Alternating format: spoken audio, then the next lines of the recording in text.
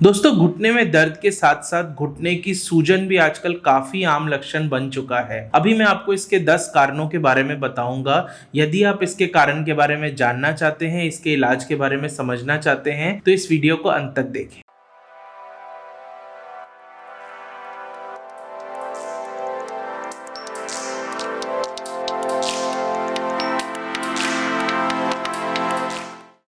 नमस्कार दोस्तों, घुटने में दर्द आजकल एक नया पैंडेमिक बनता जा रहा है हमारे देश में। कमर की दर्द के बाद घुटने में दर्द सबसे कॉमन रिपोर्टेड सिम्टम होता है किसी भी पेन फिजिशियन के पास पूरी दुनिया में। हमारा भारत भी इससे अछूता नहीं है और धीरे धीरे हम घुटने की दर्द का कैपिटल ऑफ द वर्ल्ड बनते जा रहे हैं। घुटने में दर्द के साथ साथ घुटने का सूजन भी काफी आम लक्षण है। आज मैं आपको 10 ऐसे कारण बताऊंगा जिसकी वजह से आपका घुटना सूज सकता है, जिसे हम नी इफ्यूजन या नी स्वेलिंग भी कहते हैं, या वाटर इन द नी भी उसको बोलते हैं, यानी घुटने में पानी भर जाने के 10 कारण। तो दोस्तों, पहला कारण है ट्रॉमा होना, यानी चोट लगना। घुटने में जोड़ की अगर हम बात करें, ऐसी बहुत सारे एरियाज जिसमें होते हैं जिसमें चोट लग सकती है।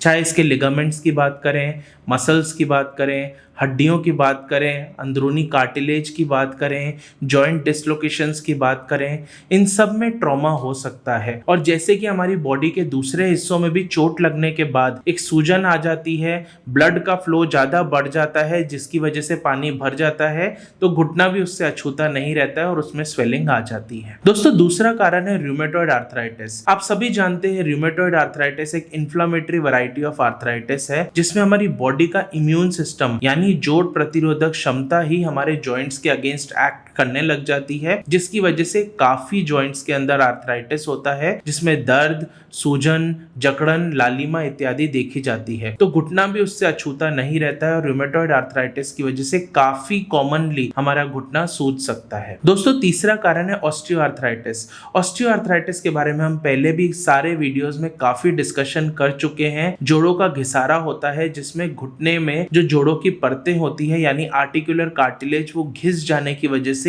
बोन ऑन बोन वो रगड़ खाती हैं, जिसकी वजह से डीजेनरेशन होती है और घुटने में आर्थराइटिस हो सकता है और घुटने में पानी भी भर सकता है दर्द के साथ साथ। दोस्तों, चौथा कारण है बर्साइटिस।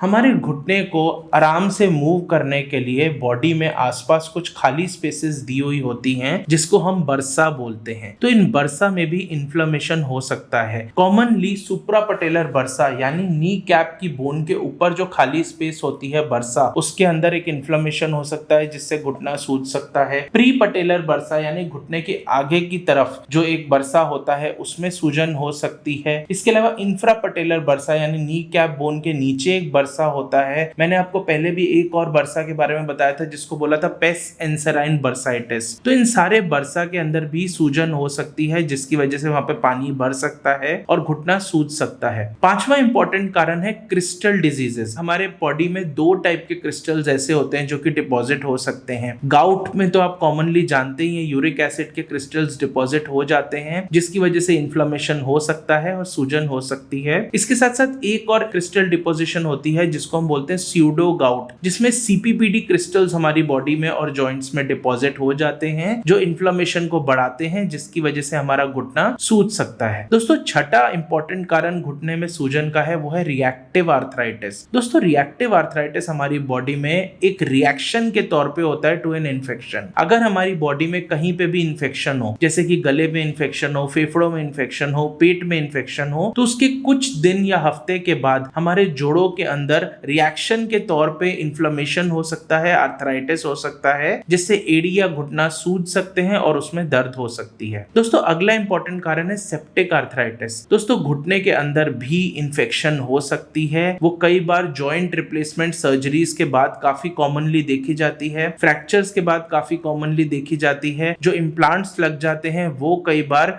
इन्फेक्शन पैदा कर सकते हैं। जोड़ों में इंजेक्शंस कराने के बाद भी देखा जाता है सेप्टिक आर्थराइटिस। और हमारे देश में जहाँ पे ट्यूबरकुलोसिस काफी कॉमन है, तो tuberculosis of knee is also very common, तो उसकी वजह से घुटने के अंदर सूजन हो सकती है। दोस्तों, अगला इंपॉर्टेंट कारण है बेकर सिस्ट। अगर हम घुटने के पीछे पीछे की तरफ देखें तो ये वाला जो एरिया होता है इसको हम बोलते हैं पॉप्लिटियल एरिया। यहाँ पे एक सिस्ट फॉर्म हो सकता है जो कि क्रेजी बॉल साइज का होता है, उसको हम बोलते हैं पॉप्लिटियल सिस्ट या बेकर सिस्ट। दोस्तों ये बेकर सिस्ट आपके जोड़ों में ना ही सिर्फ सूजन कर सकता है, घुटने के पीछे की तरफ हमको एक सूजन दिखती है जिसकी वजह से घुटने मोड़ने में भी प्रॉब्लम होती है और घुटने में भी दर्द हो सकता है। तो बेकर सिस्ट एक इंपॉर्टेंट कारण है नी में स्वेलिंग का। दोस्तों अगला इंपॉर्टेंट कारण है जुवेनाइल इडियोपैथिक आर्थराइटिस यानी JIA, जो अधिकतर 16 साल से कम बच्चों के अंदर देखा जाता है। ये ऑटो इम्यून भी हो सकता है यानी जुवेनाइल रूमेटॉइड आर्थराइटिस भी हो सकता है। तो अगर 16 साल से कम बच्चे के अंदर घुटने के अंदर दर्द हो रहा है, स्वेलिंग हो रही है, बच्चा लंगड़ा के चल रहा है, तो हम JIA के बारे में सोच सकते हैं और जल्द से जल्द डॉक्टरी परामर्श ले सकते हैं। दोस्तों अगला और काफी इंपॉर्टेंट कारण होता है ट्यूमर्स। हमारी बॉडी के किसी भी हिस्से में ट्यूमर हो सकता है, वो ट्यूमर बिनाइन भी हो सकता है और मैलिग्नेंट भी हो सकता है जो कि कैंसर की वजह से है। बोन ट्यूमर्स भी इंपॉर्टेंट फॉर्म ऑफ ट्यूमर्स होते हैं और क्योंकि घुटने का जोड़ हड्डियों से बनता है तो उन हड्डियों में भी ट्यूमर हो सकता है जिसकी वजह से घुटने में स्वेलिंग आ सकती है। तो दोस्तों जैसे कि आप देख रहे हैं कि ऐसे 10 कारण हैं जिसमें घुटने की स्वेलिंग हो सकती है।